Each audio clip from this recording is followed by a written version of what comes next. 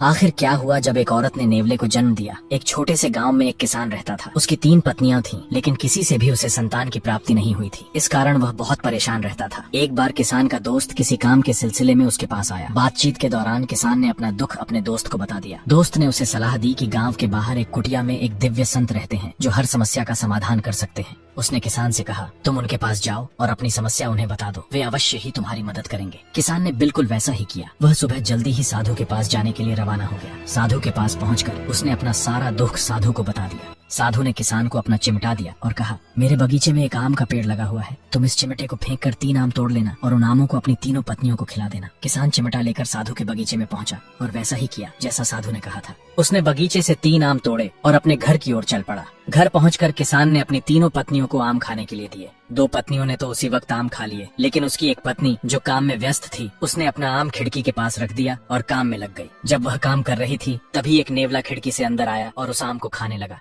किसान की पत्नी ने यह देख लिया और नेवले को वहाँ से भगा दिया। अब वह सोचने लगी, इस आम को तो नेवले ने झूठा कर दिया है और अगर मेरे पति को यह पता चला तो वे मुझ पर बहुत गुस्सा करेंगे। इस डर से उसने नेवले का झूठा आम ही खा लिया। कुछ महीनों बाद तीनों पत्नियों ने गर्भ धारण कर लिया, जिससे किसान बहुत खुश हुआ। समय बीतता गया और वह दिन भी आ गया जब किसान की तीनों पत्नियों ने अपने बच्चों को जन्म दिया। किसान ने देखा कि 2 पत्नियों ने बहुत ही सुंदर पुत्रों को जन्म दिया, लेकिन तीसरी पत्नी ने एक नेवले को जन्म दिया है। यह देखकर वह हैरान रह गया और घबराते हुए साधु के पास पहुंचा। उसने साधु को सारी बात बताई। गुरुदेव, मेरी 2 पत्नियों ने तो सुंदर पुत्रों को जन्म दिया, लेकिन मेरी तीसरी पत्नी ने एक नेवले को जन्म दिया है। ये कैसे संभव है? साधु ने अपने तपोबल से पूरी घटना देखी और फिर बोले, तुम्हारी तीसरी पत्नी ने एक नेवले का झूठा आम खा लिया था, इसलिए उसने नेवले को जन्म दिया। किसान ने चिंतित स्वर में पूछा, तो अब मुझे क्या करना चाहिए? साधु ने विनम्रता से उत्तर दिया, नेवला भी तुम्हारा पुत्र है। जैसे तुम अपने दोनों पुत्रों को पालते हो, वैसे ही उसे भी पालो। किसान ने साधु को प्रणाम किया और घर लौट आया। समय बीतता गया और किसान के दोनों बेटे बड़े होने लगे, लेकिन जैसे जैसे वे बड़े हुए वे अपने नेवले भाई से नफरत करने लगे। जब वे खेलते तो उसे अपने साथ नहीं खेलने देते, जिससे नेवला बहुत उदास रहने लगा। हालांकि उसके माता पिता उससे बहुत प्यार करते थे, इसलिए नेवला घर से बाहर नहीं जाता था और पूरा दिन घर पर ही रहकर अपनी माँ के कामों में हाथ बंटाता।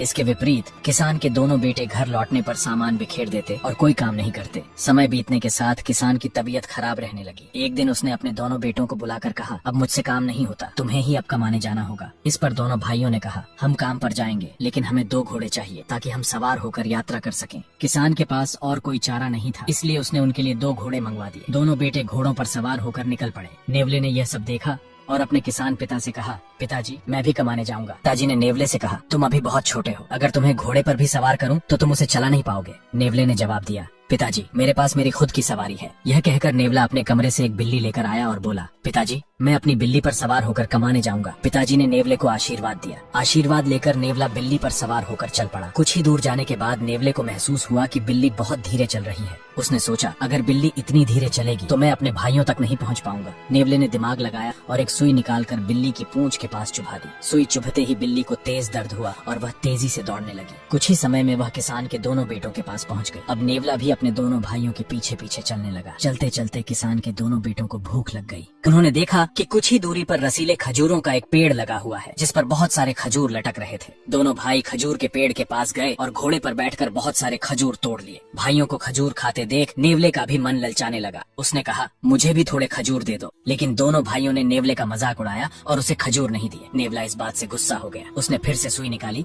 और बिल्ली को चुभा दी। दर्द के मारे बिल्ली उछलकर खजूर के पेड़ पर चढ़ गई। अब नेवला पेड़ पर बैठकर मजे से खजूर खाने लगा और उनकी गुठलियां नीचे खड़े अपने भाइयों पर फेंकने लगा। गुठलियां लगने से भाइयों को अपनी गलती का एहसास हुआ। उन्होंने नेवले से माफी मांगी। नेवले ने भी उन्हें माफ कर दिया और तीनों मिलकर खजूर खाने लगे। अब तीनों खजूर खाकर वापस चलने लगे। चलते चलते दिन ढल गया और वे रुकने के लिए कोई जगह ढूंढने लगे। तभी उन्हें एक घर दिखाई दिया। वे घर के पास जाकर जोर से बोले, क्या हमें यहाँ रात बिताने के लिए जगह मिल सकती है? तभी घर के अंदर से एक बूढ़ी औरत निकली, लेकिन वह साधारण औरत नहीं थी। वह अपने घर आए लोगों के सिर काट कर खा जाती थी। बूढ़ी औरत मीठे स्वर में बोली, क्यों नहीं, हमारे घर में बहुत जगह है, तुम यहाँ रुक सकते हो। तीनों बहुत खुश हो गए और रुकने के लिए तैयार हो गए। बूढ़ी औरत ने बहुत स्वादिष्ट भोजन बनाया, जिसे तीनों भाइयों तथा उसकी तीनों बेटियों ने आनंद पूर्वक खाया। फिर बूढ़ी औरत ने अपनी तीनों बेटियों से कहा, उन तीनों का बिस्तर रसोई के अंदर लगा दो। बेटियों ने वैसा ही किया। उन्होंने तीनों के बिस्तर रसोई में लगाकर खुद दूसरे कमरे में जाकर सो गईं। कुछ ही समय में नेवले के दोनों भाइयों को नींद आ गई, लेकिन नेवले को रात में नींद नहीं आती थी, इसलिए वह जाग रहा था। दूसरे कमरे में बूढ़ी औरत सोच रही थी,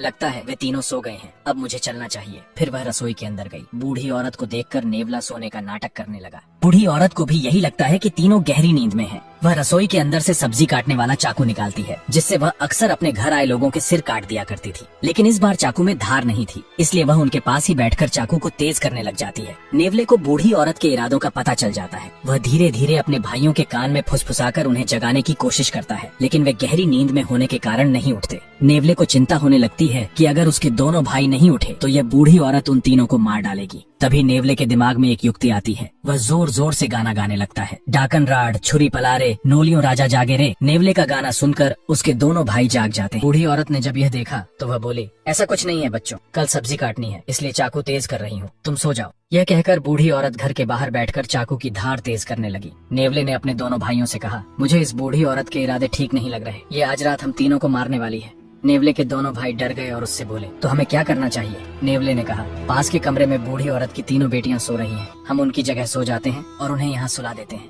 नेवले के भाइयों को यह बात ठीक लगी। उन्होंने अपनी जगह उन लड़कियों से बदल ली। बूढ़ी औरत जो घर के बाहर बैठी थी, उसने चाकू को धार लगा ली और घर के अंदर चल पड़ी। घर के अंदर जाकर उसने रसोई के अंदर देखा, दोनों लड़के और नेवला सोए हुए हैं। उन्होंने अपने ऊपर कंबल ओढ़ रखा था। बूढ़ी औरत ने सोचा, यही सही मौका है, और बिना देखे चाकू से एक साथ तीनों के सिर काट दिए। फिर वह दूसरे कमरे में जाकर सो गई। सुबह होते ही नेवले ने अपने दोनों भाइयों को जगा दिया और कहा, बूढ़ी औरत अभी सो रही है, हमें जल्दी यहाँ से निकल जाना चाहिए। फिर वे तीनों वहाँ से निकल गए। जब बूढ़ी औरत जागी और रसोई में गई तो देखा कि नेवले और उन दोनों लड़कों की जगह उसकी अपनी बेटियों के कटे हुए सिर पड़े हैं। यह देखकर वह रोने लगी। दूसरी तरफ नेवले के दोनों भाइयों को मिठाई की दुकान पर काम मिल गया और वे वहाँ काम करने लगे। नेवले ने उन्हें अलविदा कहा और आगे की यात्रा पर निकल पड़ा। चलते चलते वह दूसरे गांव में पहुँच जाता है। तभी उसे सामने एक आदमी दिखाई देता है। नेवला उससे पूछता है, क्या आप मुझे काम पर रख सकते हैं? उस व्यक्ति ने पूछा, तुम तो एक नेवला हो, तुम क्या काम कर सकोगे?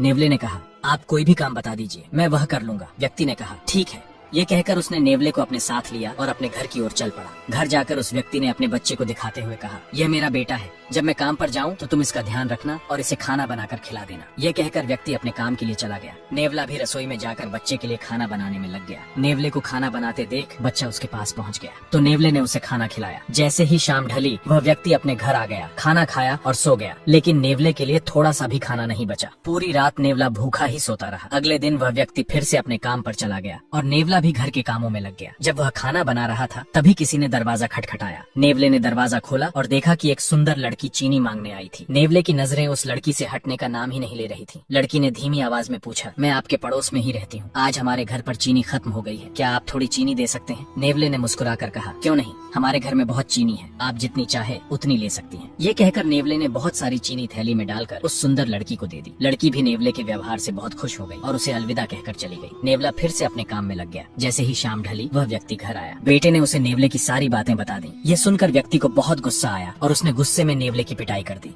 नेवले की पिटाई होते देख बच्चे को बहुत खुशी हुई। अब नेवले के दिल में उस व्यक्ति और उसके बेटे के लिए गुस्से की आग जल उठी, लेकिन वह उस वक्त कुछ नहीं बोला और खाना खाकर सो गया। अगले दिन जैसे ही व्यक्ति काम पर गया, नेवला अपने काम में लग गया। अभी थोड़ा ही समय हुआ था कि नेवले के पड़ोस में रहने वाली वही लड़की उसके घर आ गई। नेवला उससे बातें करने लगा और बातों बातों में उसने यह भी बताया कि वह उससे प्यार करने लगा है। लड़की ने मुस्कुराते हुए कहा, ठीक है, और फिर उसने कहा, हम भागकर शादी करेंगे। नेवला भी खुश हो गया और कहा, तुम कुछ देर रुको, मैं अपना सामान तैयार कर लूं। ये कहकर नेवला बच्चे के पास गया और उससे पूछा कि तुम्हारे पिता ने अपना धन कहाँ रखा है, मुझे बता दो, वरना मैं तुम्हें मार दूंगा। बच्चे ने डरते हुए बताया, मेरे पिताजी ने सारा धन चक्की की चूल के अंदर रखा है। नेवला जल्दी से वहाँ गया, धन निकाला और लड़की को लेकर एक घोड़े पर सवार हो गया। चलते चलते वह एक गाँव में पहुँचा जहाँ उसके दोनों भाई काम किया करते थे। नेवले ने अपने भाइयों को सारी बातें बताई। दोनों भाई बहुत खुश हुए और बोले, हम तुम दोनों की शादी देखना चाहते हैं, आज ही हम तुम्हारी शादी करवाएंगे, फिर अपनी माँ के घर चलेंगे। नेवला भी इस बात से सहमत हो गया और बड़ी धूमधाम से उसकी शादी उस लड़की के साथ हो गई। इसके बाद दोनों भाई और नेवला खुशी खुशी अपनी माँ के घर पर रहने लगे। तो दोस्तों, कैसी लगी ये कहानी? कमेंट करके जरूर बताएं और ऐसी ही रोचक कहानियाँ जानने के लिए चैनल को सब्सक्राइब करें।